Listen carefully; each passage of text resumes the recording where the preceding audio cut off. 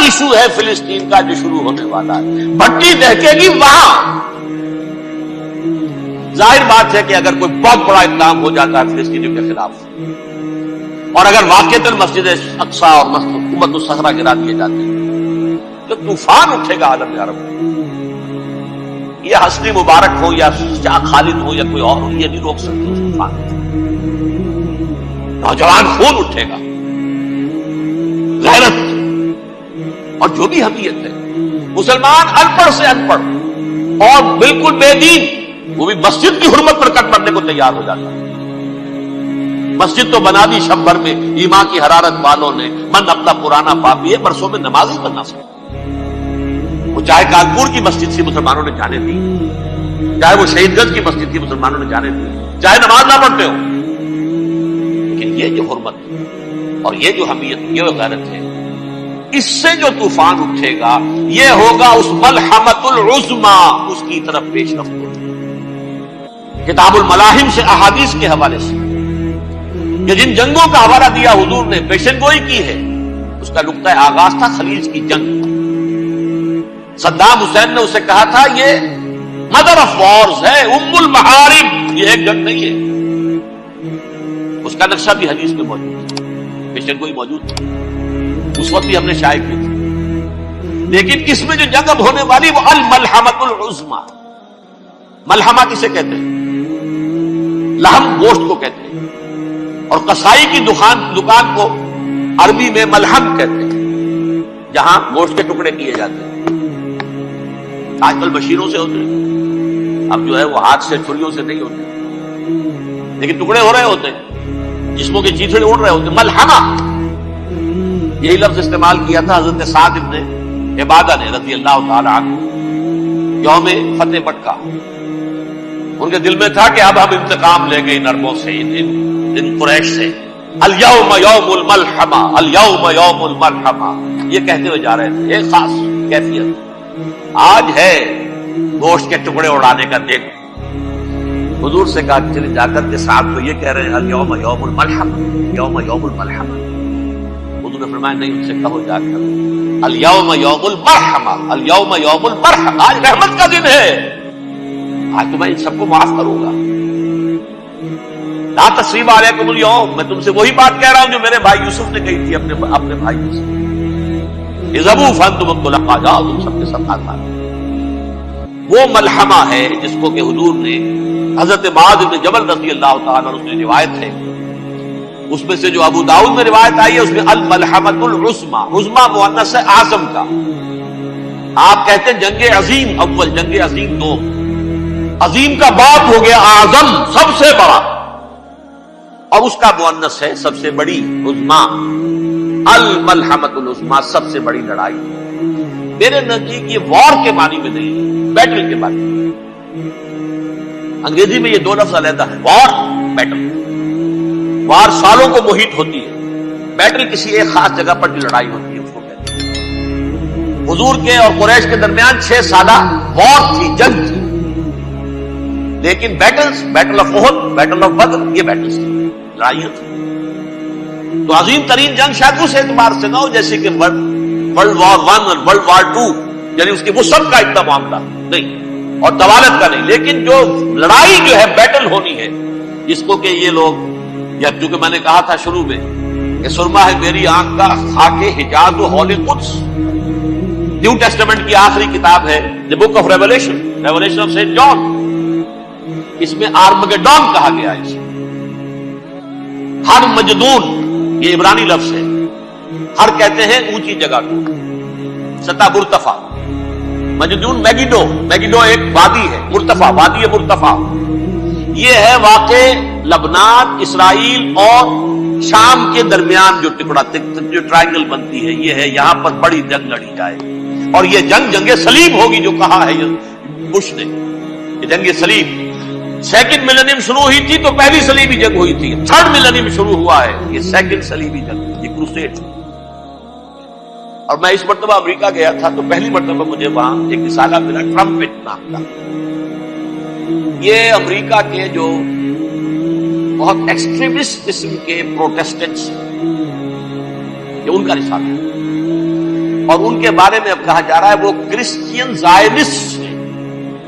آپ شاید پہلی مرتبہ یہ لفظ سن رہے ہو. زائنسٹ تو ہم سمجھتے ہیں یہودیوں کو. کرسچین زائنسٹ وہ ہیں جو ہیں تو عیسائی پروٹیسٹنٹس ہیں، لیکن اسرائیل کے وہ حمایتی یہودیوں سے بڑھ کر ہیں.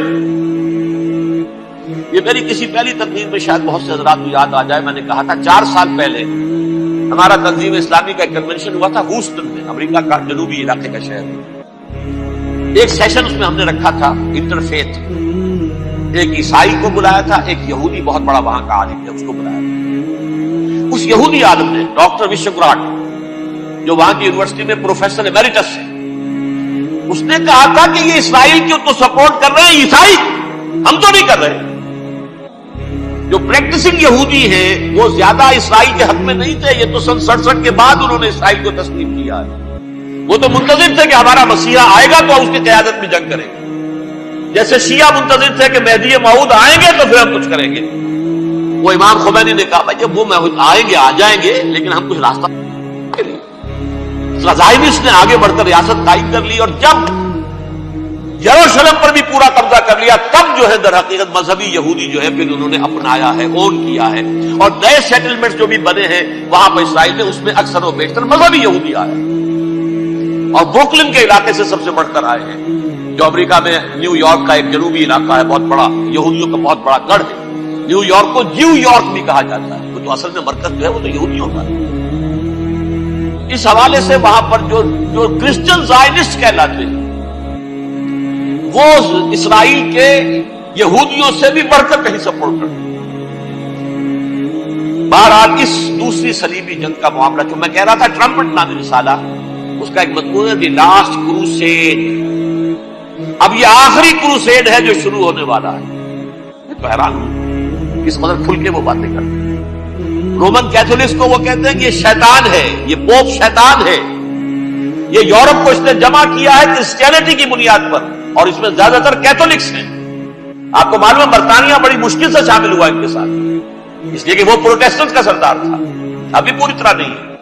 یورپ جو ہے وہ رومن امپائر دوبارہ یہ کھڑی کر رہا ہے، اور در حقیقت یہ جو ہے یہودیوں سے بھی چھیننا چاہتے ہیں اسرائیل کو اور فلسطین کو، اور مسلمانوں سے بھی. اور یہ وہی کروسیڈ جو تھے اربن ثانی کے، اس کی تیاری کر رہے ہیں تاکہ وہاں پر عیسائی حکومت قائم ہو جائے، کیتھولکس کی، پوپ کی حکومت قائم ہو جائے، جیسے ایسٹ تیمور میں کر دی. ایسٹ تیمور میں کون سی حکومت بنی؟ Roman Catholic. رومن کیتھولک اسرائیل میں بنے، تاکہ یہ سارے مقامات مقدسہ جہاں اسرائیل پیدا ہوئے، بیت الحضرت مسیح پیدا ہوئے، بیت اللحم کہاں ہے؟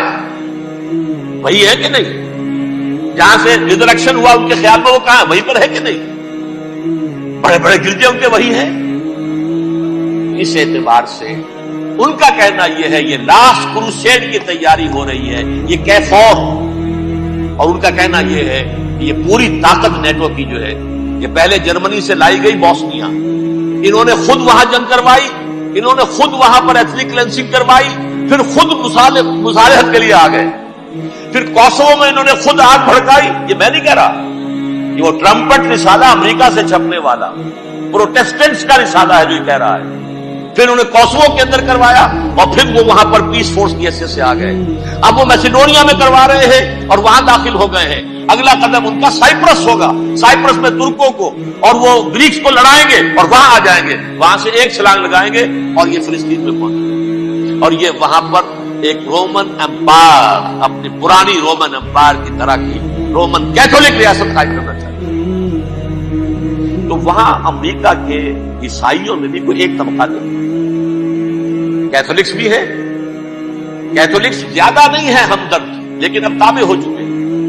اسحاق ریبین نے جب یہ پیس ٹاک شروع ہوئی تھی، آپ کو یاد ہوگا شاید، کہ جب وہ آیا تھا واشنگٹن سے واپس فلسطین اسرائیل، تو پہلے روم میں رکا for an audience with the Pope, اور پوپ کو اس نے ایک مرتبان سا پیش کیا تھا، حضرت سلیمان علیہ السلام کے زمانے کا مرتبان، اور کہا تھا دیکھیے 3000 برس تک ہم نے اس کی حفاظت کی ہے، اب یہ میں آپ کے حوالے کر رہا ہوں. اس کے بعد سے پوپ جو ہے بالکل رام ہو گیا، اور وہ عیسائیوں کے ساتھ اور یہودیوں کے ساتھ ان کا پورا معاہدہ. اب پورا عیسائی ورلڈ جو ہے بحثیت مجموعی یہودیوں کے شکنجے میں. البتہ ان کے اندر بھی جھگڑے ہیں، جو وہاں پر وائٹ کرسچن ملیشیاز ہیں وہ ایکسٹریمسٹ ہیں کیتھولکس. ان کے نزدیک دشمن نمبر 1 یہودی، دشمن نمبر 2 مسلمان، دشمن نمبر 3 جو یورپ میں کالے ہیں، ایفرو امریکن، چاہے وہ عیسائی ہو گئے ہوں، کوئی بھی ہو. یہ 3 دشمن ہیں جن سے انہوں نے کلینز کرنا ہے، صاف کرنا ہے ان کے خیال کے مطابق امریکہ کی سوسائٹی. اولاً یہود، پھر مسلمان، اور پھر یہ جو کالے ہیں. لیکن دوسری طرف پروٹیسٹنٹس کے اندر ایکسٹریمسٹ وہ ہیں جنہیں کہا جا رہا ہے یہ کرسچین زائونسٹ ہیں، یہ اسرائیل سے بڑھ کر سپورٹرز. بہرحال یہ اب جنگ ہوگی، اس کا نتیجہ کیا نکلے گا یہ تو اللہ ہی جانتا ہے. اب میں آخری بات کی طرف آ رہا ہوں.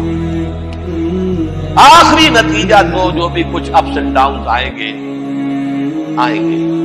تلک الایام نداولھا بین الناس.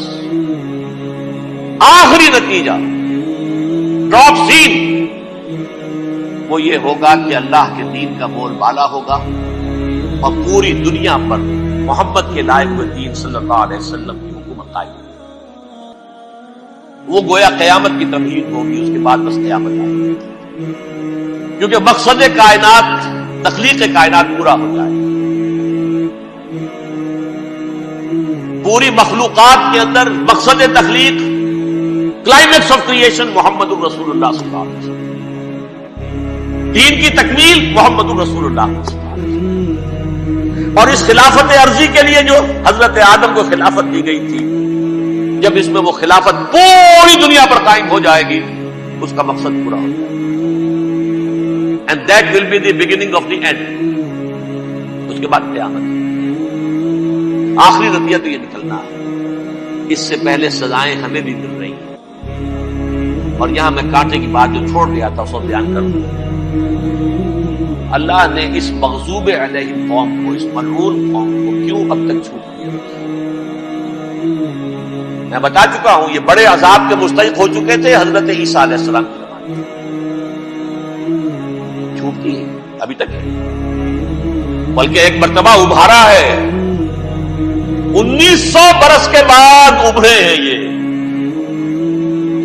بالفور ڈیکلریشن 1917 سن 70 عیسوی کے بعد، تقریباً 1900 برس، 1850 برس تو نہیں کم سے کم. پھر creation of Israel 1948، 1967 extension of Israel, یروشلم پر قبضہ. یہ سارا جو ہے کیوں ہے؟ اللہ تعالیٰ اس خیر امت محمد صلی اللہ علیہ وسلم اس کے بہترین حصے کو سزا ان ملعونوں کے ہاتھوں دے. کیوں؟ جو جرم انہوں نے کیا تھا وہی ہم نے. انہوں نے اللہ کی کتاب کو پیٹھ کے پیچھے پھینکا. نبذ فریق من الذین اوتوا الکتاب کتاب اللہ وراء ظہورہم. ہم نے اپنی پیٹھوں کے پیچھے پھینکا. کولونیل رول سے آزاد ہوئے، کہیں اسلامی قانون نافذ کیا، کہیں اسلامی نظام قائم کیا. تو جو جرم ان کا تھا وہی ہمارا. اور ہم خیر امت ہیں، اور ہمارے میں سے خیر ترین عرب ہیں. ان پر اللہ کا فضل، ان کی مادری زبان میں اللہ کی کتاب موجود. پھر انہوں نے اللہ کے دین کو پھینک دکھائی.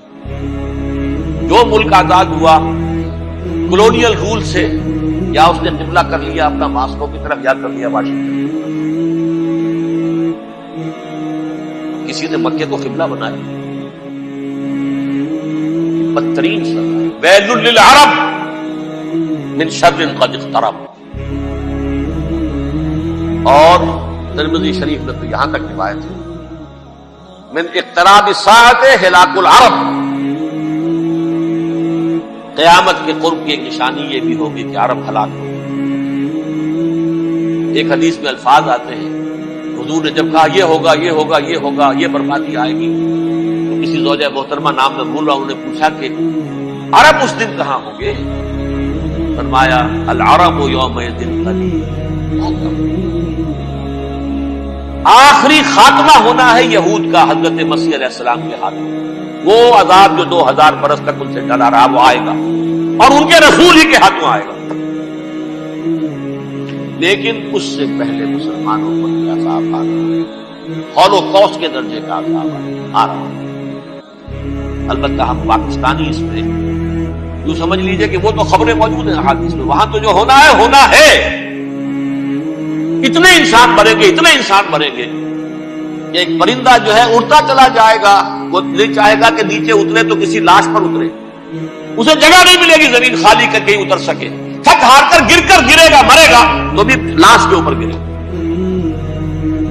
یہ الفاظ ہے صلی اللہ علیہ وسلم، الملحمۃ العظمی الملحمۃ الکبریٰ، یہ لاسٹ کروسیڈ ٹرمپٹ اخبار نے، میں اس کا فوٹو اسٹیٹ بھی کبھی آپ کو دکھا دوں، ویسے میرے ساتھ ہے وہ رسالہ۔